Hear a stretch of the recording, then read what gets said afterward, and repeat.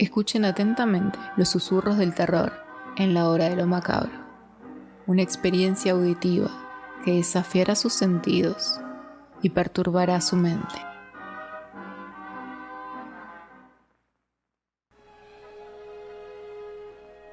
El hambre. Alrededor de la empalizada desigual que corona la meseta frente al río, las hogueras de los indios chisporrotean día y noche. En la negrura sin estrellas meten más miedo todavía. Los españoles, apostados cautelosamente entre los troncos, ven al fulgor de las hogueras destrenzadas por la locura del viento, las sombras bailoteantes de los salvajes. De tanto en tanto, un soplo de aire helado, al colarse en las casucas de barro y paja, trae con él los alaridos y los cantos de guerra. Y enseguida recomienza la lluvia de flechas incendiarias, cuyos cometas iluminan el paisaje desnudo. En las treguas, los gemidos del adelantado, que no abandona el lecho, añaden pavor a los conquistadores. Hubieran querido sacarle de allí, hubieran querido arrastrarle en su silla de manos, blandiendo la espada como un demente, hasta los navíos que cabecean más allá de la playa de Toscas, desplegar las velas y escapar de esta tierra maldita. Pero no lo permite el cerco de los indios. Y cuando no son los gritos de los sitiadores, ni los lamentos de Mendoza, ahí está el angustiado implorar de los que roe el hambre, y cuya queja crece a modo de una marea, debajo de las otras voces, del golpear de las ráfagas, del tiroteo espaciado de los arcabuces, del crujir y derrumbarse de las construcciones ardientes. Así han transcurrido varios días, muchos días. No los cuentan ya. Hoy no queda mendrugo que llevarse a la boca. Todo ha sido arrebatado, arrancado, triturado. Las flacas raciones primero, luego la harina podrida, las ratas, las sabandijas inmundas, las botas hervidas cuyo cuero chuparon desesperadamente. Ahora jefes y soldados yacen doquier, junto a los fuegos débiles o arrimados a las estacas defensoras. Es difícil distinguir a los vivos de los muertos. Don Pedro se niega a ver sus ojos hinchados y sus labios como higos secos. Pero en el interior de su choza miserable y rica, le acosa el fantasma de esas caras sin torsos, que reptan sobre el lujo burlón de los muebles traídos de Guadix, se adhieren al gran tapiz con los emblemas de la Orden de Santiago, aparecen en las mesas, cerca del Erasmo y el Virgilio inútiles, entre la revuelta vajilla que, limpia de viandas, muestra en su tersura el Ave María heráldico del fundador. El enfermo se retuerce como endemoniado. Su diestra, en la que se enrosca el rosario de madera, se aferra a las borlas del lecho. Tira de ellas enfurecido, como si quisiera arrastrar el pabellón de Damasco y sepultarse bajo sus bordadas alegorías. Pero hasta allí le hubieran alcanzado los quejidos de la tropa. Hasta allí se hubiera deslizado la voz espectral de Osorio, el que hizo asesinar en la playa del Janeiro, y la de su hermano, don Diego, ultimado por los querandíes en el día del Corpus Christi, y las otras voces, más distantes, de los que condujo al saqueo de Roma, cuando el Papa tuvo que refugiarse con sus cardenales en el castillo de San Angelo. Y si no hubiera llegado aquel plañir atroz de bocas sin lenguas, nunca hubiera logrado eludir la persecución de la carne corrupta, cuyo olor invade el aposento y es más fuerte que el de las medicinas. No necesita asomarse a la ventana para recordar que allá afuera, en el centro mismo del Real, oscilan los cadáveres de los 3 españoles que mandó a la horca por haber hurtado un caballo y habérselo comido. Les imagina, despedazados, pues sabe que otros compañeros les devoraron los muslos. ¿Cuándo regresará Ayolas, Virgen del Buen Aire? ¿Cuándo regresarán los que fueron al Brasil en pos de víveres ¿Cuándo terminará este martirio y partirán hacia la comarca del metal y las perlas? Se muerde los labios, pero de ellos brota el rugido que aterroriza, y su mirada turbia vuelve hacia los platos donde el pintado escudo del marqués de Santillana finge a su extravío una fruta roja y verde. Baitos, el ballestero, también imagina, acurrucado en un rincón de su tienda, sobre el suelo duro. Piensa que el adelantado y sus capitanes se regalan con maravillosos festines, mientras él padece con las entrañas arañadas por el hambre. Su odio contra los jefes se torna entonces más frenético. Esa rabia le mantiene, le alimenta, le impide echarse a morir. Es un odio que nada justifica, pero que en su vida sin fervores obra como un estímulo violento. En Morón de la Frontera detestaba el señorío. Si vino a América fue porque creyó que aquí se harían ricos los caballeros y los villanos, y no existirían diferencias. ¿Cómo se equivocó? España no envió a las Indias armada con tanta hidalguía como la que fondió en el Río de la Plata. Todos se las daban de duques. En los puentes y en las cámaras departían como si estuvieran en palacios.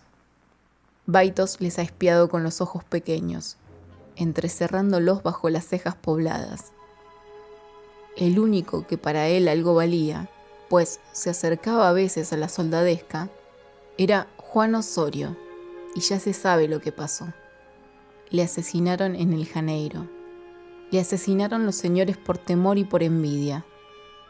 ¡Cuánto les odia! Con sus ceremonias y sus aires, como si no nacieran todos de idéntica manera. Y más ira le causan cuando pretenden endulzar el tono y hablar a los marineros como si fueran sus iguales. Mentiras. Tentado está de alegrarse por el desastre de la fundación que tan recio golpe ha asestado a las ambiciones de los falsos príncipes. Y sí, ¿y por qué no alegrarse? El hambre le nubla el cerebro, le hace desvariar. Ahora culpa a los jefes de la situación. El hambre, clavar los dientes en un trozo de carne. Pero no lo hay. Hoy mismo, con su hermano Francisco, sosteniéndose el uno al otro, registraron el campamento. No queda nada que robar.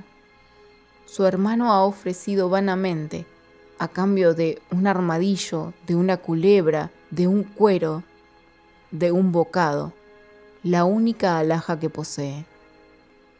Ese anillo de plata que le entregó su madre al zarpar de Sanlúcar, y en el que hay labrada una cruz. Pero si hubiera ofrecido una montaña de oro, no lo hubiera logrado, porque no lo hay. No hay más que ceñirse el vientre que punzan los dolores y doblarse en dos y tiritar en un rincón de la tienda. El viento esparce el hedor de los ahorcados. Baitos abre los ojos y pasa la lengua sobre los labios deformes. Los ahorcados. Esta noche le toca a su hermano montar guardia junto al patíbulo. Allí estará ahora, con la ballesta. ¿Por qué no arrastrarse hasta él? Entre los dos podrían descender uno de los cuerpos y entonces... Toma su ancho cuchillo de caza y sale tambaleándose. Es una noche muy fría del mes de junio. La luna malicienta hace palidecer las chozas, las tiendas y los fuegos escasos. Dijérase que por unas horas habrá paz con los indios, famélicos también, pues ha menguado el ataque. Baitos busca su camino a ciegas entre las matas, hacia las orcas. Por aquí debe ser. Sí, allí están, como tres péndulos grotescos. Los tres cuerpos mutilados, cuelgan, sin brazos, sin piernas.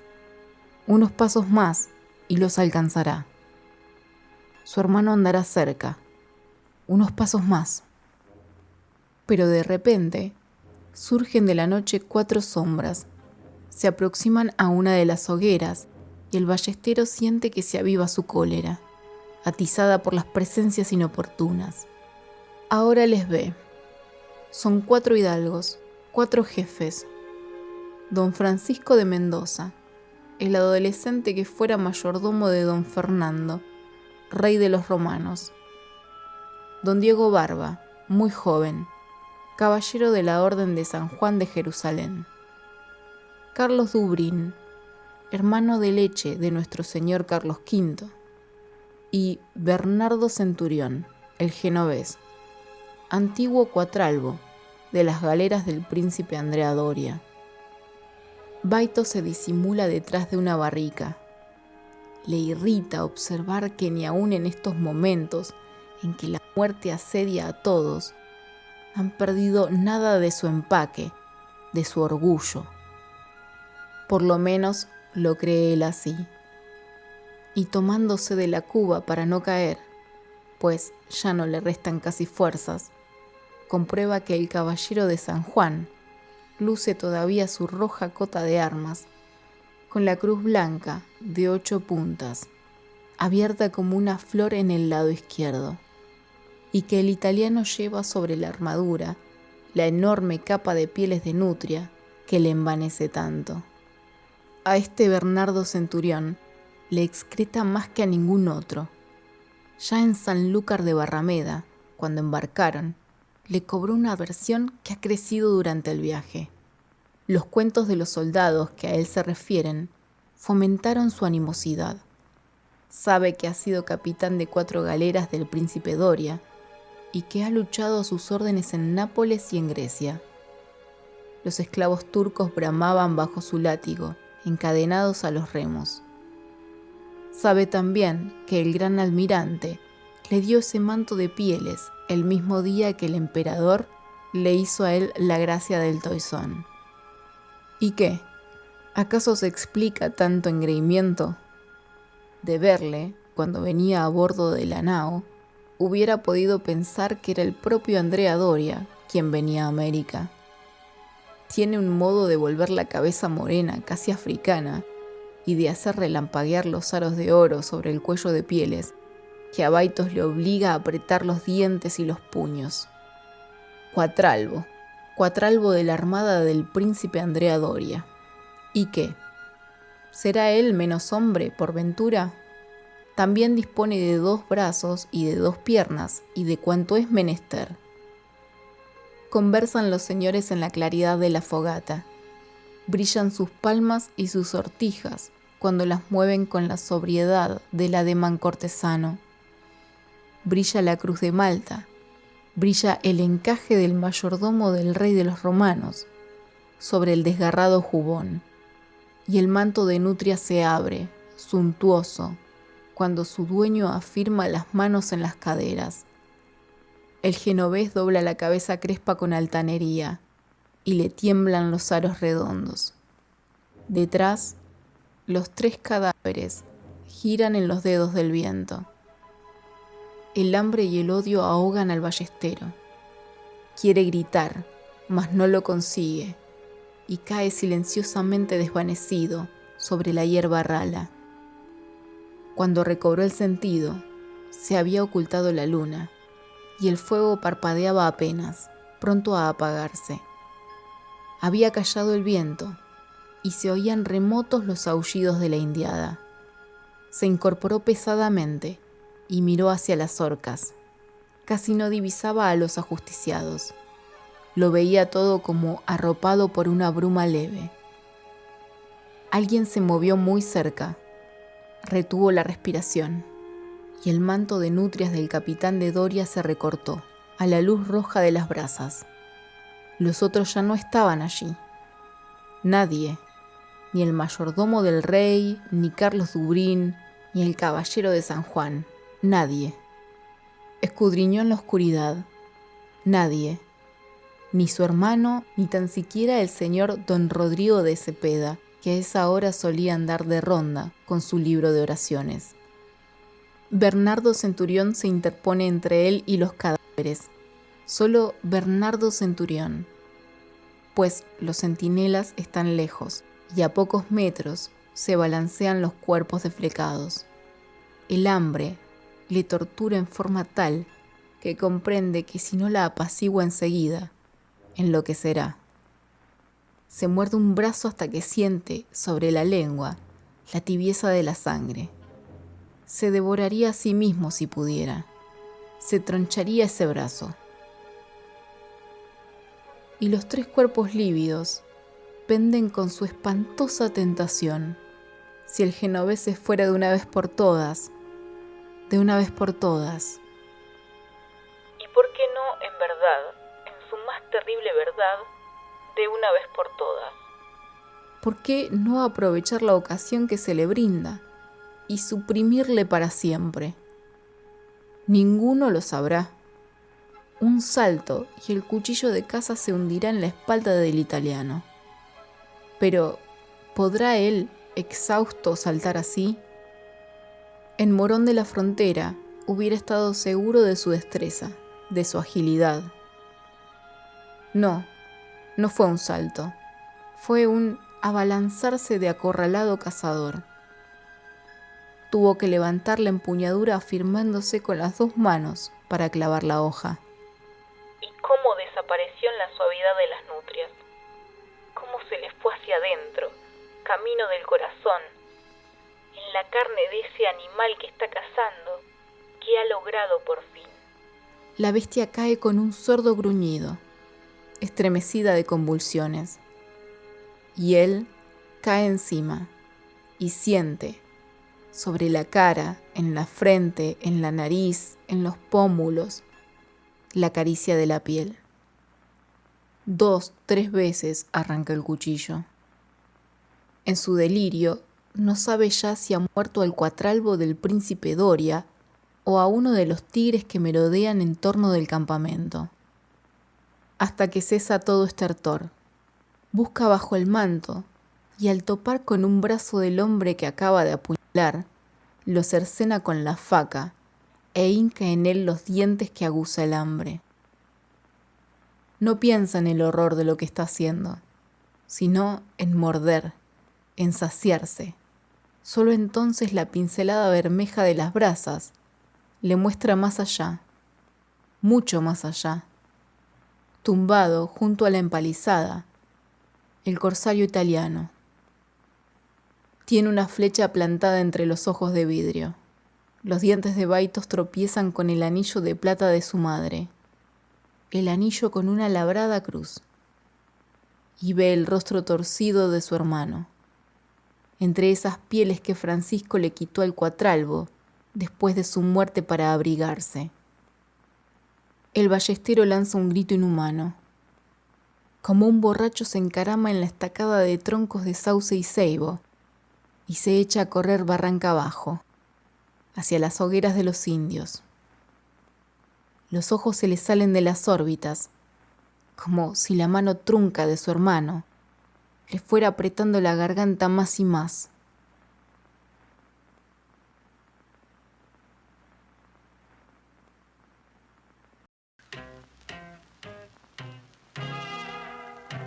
Concluimos otro capítulo oscuro en la hora de lo macabro. Pero recuerden, en la oscuridad siempre habrá más historias por descubrir.